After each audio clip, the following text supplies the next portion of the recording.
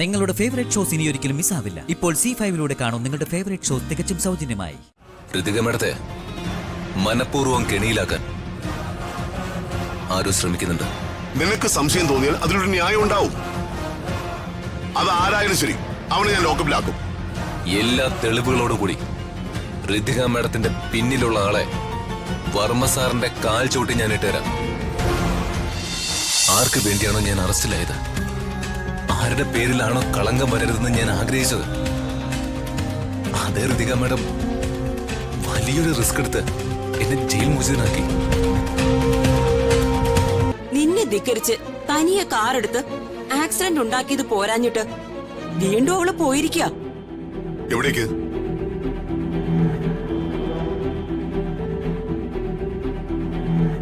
Police സ്റ്റേഷനിലേക്ക്. എന്തിന്?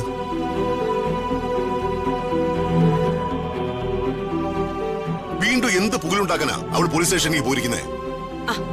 മറ്റൊന്നിനുമല്ല, രാജുവിനെ നിരപരാധിയാണെന്ന് തെളിയിച്ച് അവൾക്ക് അവനെ ജയിൽ മോചിതനാക്കണം പോലും. രാജുവിനെ ജയിൽ മോചിതനാക്കാനോ? അതെ പ്രതാപ, ഒരു മന്ത്രിയുടെ മകളാണെന്ന് പോലും മറന്ന് ലോക്കൽ പോലീസ് സ്റ്റേഷനിൽ ജോലിക്കാരന് വേണ്ടി അപേക്ഷിക്കാൻ പോയിരിക്കുക അവള്.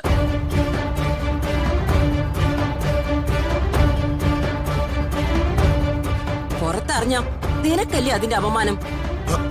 അപ്പോ അവള് രാജുവിനെ ജയിലിൽ നിന്ന് ഇറക്കിക്കൊണ്ടുവരൂ? എന്താ പ്രതാപ ഇത്? അവള് കാണിച്ച ധിക്കാരമല്ലേ? കണ്ടോ അമ്മ, ചേച്ചിയെ ഈ അമ്മായിക്ക് എപ്പോഴും കുറ്റക്കാരിയാക്കണം. അതാണല്ലോ അവരുടെ ജന്മോദ്ദേശം. അവള് വലിയ തെറ്റാ ചെയ്തത്. അതിനു പിന്നാലെ ആരോടും പറയാതെ വീടിന് പുറത്തു പോയി വീണ്ടും തെറ്റിയത്. അവള് പോലീസ് സ്റ്റേഷനിൽ പോയതും തെറ്റാ. പക്ഷെ എനിക്ക് ദേഷ്യം വരുന്നില്ല ചേച്ചി.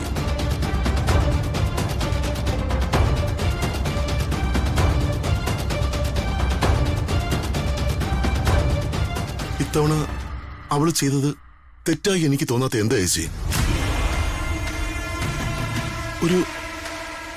ഒരു മിനിസ്റ്ററായ എന്നെ കൊണ്ട് ചെയ്യാനാവാത്ത കാര്യം അവളെ കൊണ്ട് സാധിക്കുമോ?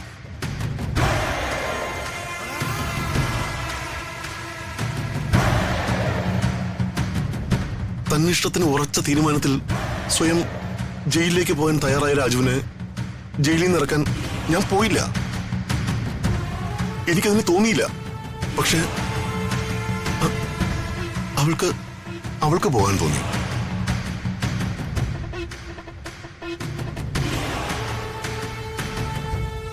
ആ ശരിയാ, എന്നെയല്ലേ അവൻ വാക്കുകൾ കൊണ്ട് ബന്ധിച്ചത്,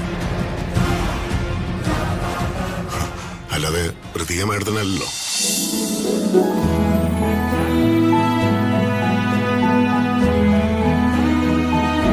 പക്ഷേ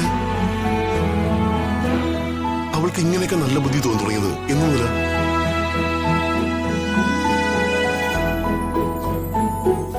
പോട്ടെ ചേച്ചി, ആദ്യമായിട്ട് അവളൊരു നല്ല കാര്യം ചെയ്തതല്ലേ. ഒരു നിരപരാധിയെ ശിക്ഷയിൽ നിന്ന് രക്ഷപ്പെടുത്താൻ അവൾ ശ്രമിക്കുന്നു. ആദ്യമായിട്ട് അവളെ കുറിച്ച് ഓർത്ത് എനിക്ക് അഭിമാനം തോന്നുന്നു. ശേഖര, കേട്ടില്ലേ? രാജു വരുന്നെന്ന്. എന്റെ വിശ്വസ്തൻ തിരിച്ചു വരുന്നു. എനിക്കുണ്ടായിരുന്ന കുറ്റബോധം എല്ലാം പോയി. അതെ ചേട്ടാ, കേട്ടപ്പോ എനിക്കും ഒരുപാട് സന്തോഷമായി. അല്ലെങ്കിലും ഋതുമോളും ഇടിക്കുക.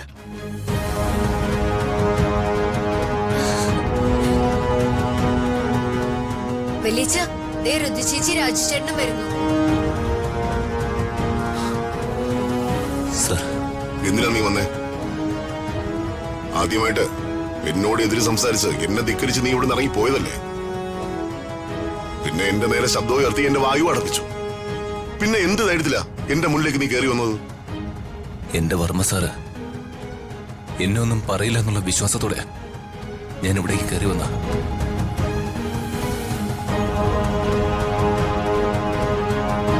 രാജു, നിന്റെ വാക്ചാതുര്യം കൊണ്ട് എന്നെ സമാധാനിപ്പിക്കാൻ നീ കരുതണ്ട.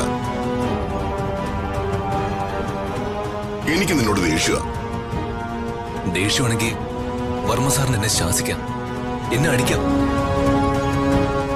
പക്ഷേ എന്നും വർമ്മ സാറിന്റെ സേവകനായി സാറിന്റെ തണലിൽ ജീവിക്കാനാ ഈ രാജുവിന് ഇഷ്ടം. രാജു, എത്രയാണ് നിന്റെ പ്രായം? ഈ ചെറിയ പ്രായത്തിൽ ഇത്രയും വിവേകവും വിശാലമായ മനസ്സ് നിനക്ക് എങ്ങനെ ഉണ്ടായി?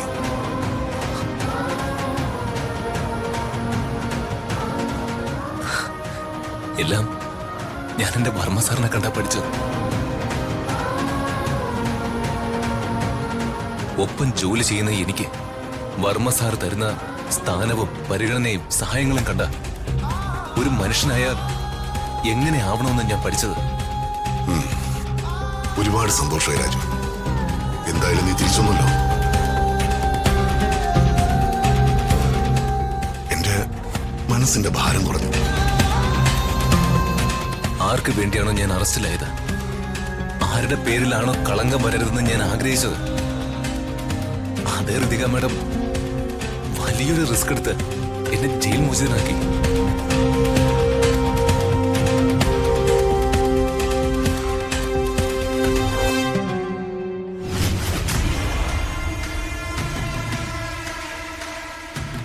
ആഹാ, രാജു വന്നോ? കൊള്ളാലോ. I M so happy. Varma സാറേ, ശരിക്കും ആ ആക്സിഡന്റ് പറ്റിയ ആൾക്ക് നിസ്സാരമായ പരിക്ക് മാത്രമേ ഉണ്ടായിരുന്നുള്ളൂ. മനഃപൂർവ്വം ഋതിക മാഡത്തിന്റെ കാറിന്റെ മുമ്പിലേക്ക് വന്ന് വീണ് നാടകം കളിച്ചതാ.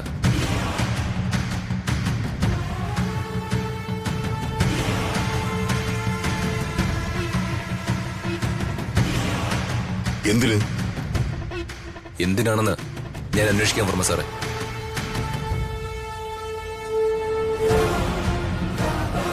ഋതിക മാഡത്തെ മനഃപൂർവ്വം കെണിയിലാക്കാൻ ആരോ ശ്രമിക്കുന്നുണ്ട്.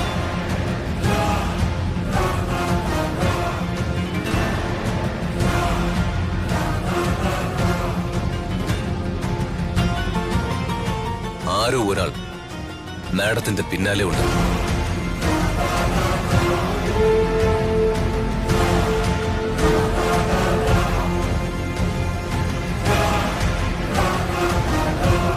ആരാത്?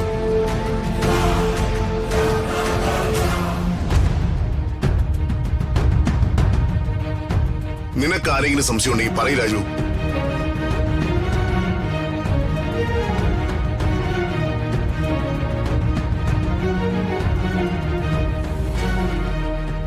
നിനക്ക് സംശയം തോന്നിയാൽ അതിലൊരു ന്യായം ഉണ്ടാവും.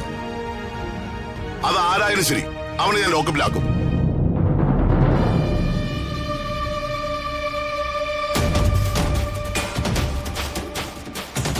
പറയാൻ വർമ്മ സാറേ, ആരാണെന്ന് കണ്ടുപിടിച്ച് എല്ലാ തെളിവുകളോടും കൂടി ഋതിക മാഡത്തിന്റെ പിന്നിലുള്ള ആളെ വർമ്മ സാറിന്റെ കാൽ ചവിട്ടി ഞാൻ ഇട്ടുതരാം. ഡൗൺലോഡ് ചെയ്യൂ C5 ആപ്പ്. കാണൂ എല്ലാ എപ്പിസോഡുകളും സൗജന്യമായി.